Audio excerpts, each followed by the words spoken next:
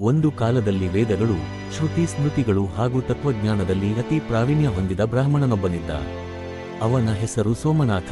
ಅವನು ಎಲ್ಲರಿಗೂ ಜ್ಞಾನ ನೀಡುತ್ತಿದ್ದ, ದೇವತೆಗಳಿಗೆ ಹೋಲಿಸಿಕೊಂಡವನಾಗಿದ್ದ. ಆದರೆ ಕಾಲಾಂತರದಲ್ಲಿ ಅವನಲ್ಲಿ ಅಹಂಕಾರ ಬೆಳೆದಿತು.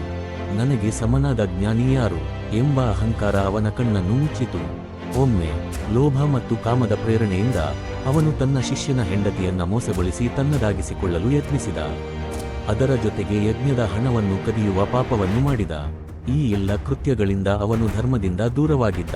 ಆ ದಿನದ ರಾತ್ರಿ ಅವನ ಗುರು ದೇವತೆಗಳು ಅವನ ಮುಂದೆ ಪ್ರತ್ಯಕ್ಷರಾದರು. ಸೋಮನಾಥ, ನಿನ್ನ ಜ್ಞಾನವನ್ನು ನೀನು ದುರುಪಯೋಗ ಪಡಿಸಿದ್ದೀಯ. ನಿನ್ನ ಅಹಂಕಾರವೇ ನಿನ್ನ ನಾಶದ ಕಾರಣವಾಗಲಿದೆ. ನಿನ್ನ ಆತ್ಮಕ್ಕೆ ಶಾಂತಿ ದೊರೆಯದು ಎಂದು ಶಪಿಸಿದರು. ಅದರಿಂದ ಅವನು ಬ್ರಹ್ಮರಾಕ್ಷಸನಾಗಿ ಹುಟ್ಟಿದ. ಬ್ರಾಹ್ಮಣನ ಜ್ಞಾನವಿದ್ದರೂ ರಾಕ್ಷಸನ ದ್ವೇಷದಿಂದ ಕೂಡಿದ ಆತ್ಮ.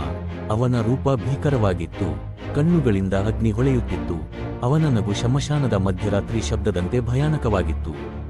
ಅವನು ಅಶ್ವತ್ಥ ಪೀಪಲ್ ಮರದಡಿ ವಾಸಿಸುತ್ತಿದ್ದ. ರಾತ್ರಿ ವೇಳೆಯಲ್ಲಿ ಯಾರು ಆ ಮರದ ಹತ್ತಿರ ಹೋದರೂ ಅವನ ಕೂಗನ್ನು ಕೇಳಿ ಬಿದ್ದು ಹೋಗುತ್ತಿದ್ದರು. ಆದರೆ ಆಸಕ್ತಿ ಹುಟ್ಟಿಸುವ ಸಂಗತಿಯೇನೆಂದ್ರೆ ಅವನು ಅಸಾಧ್ಯ ಕಾರ್ಯಗಳಲ್ಲಿ ಸಿಲುಕಿಕೊಂಡಿದ್ದ. ಒಂದು ದಿನ ಒಂದು ಯುವಕನು ಅವನನ್ನು ನೋಡಿದ. ಬ್ರಹ್ಮರಾಕ್ಷಸನು ತನ್ನ ಕೂದಲಿನ ಒಂದು ತಿರುಕಾದ ಕೇಶವನ್ನು ನೇರವಾಗಿ ಮಾಡಿಸಲು ಯತ್ನಿಸುತ್ತಿದ್ದ. ಎಷ್ಟೇ ಮಾಡಿದರೂ ಅದು ನೇರವಾಗುತ್ತಿರಲಿಲ್ಲ. ಯುವಕನು ನಗುತ್ತಾ, ಈ ಕಾರ್ಯ ಸಾಧ್ಯವಲ್ಲ ಎಂದ.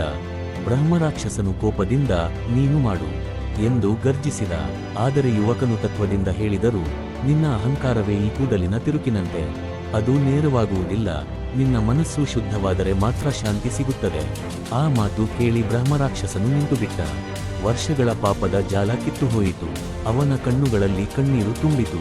ಆತ್ಮ ಶಾಂತಿಯಾಗಿ ಆ ಮರದ ಕೆಳಗೆ ಪ್ರತ್ಯಕ್ಷವಾಗಿ ದೇವಲೋಕಕ್ಕೆ ಹೋದ ಎಂದು ನಂಬಿಕೆ.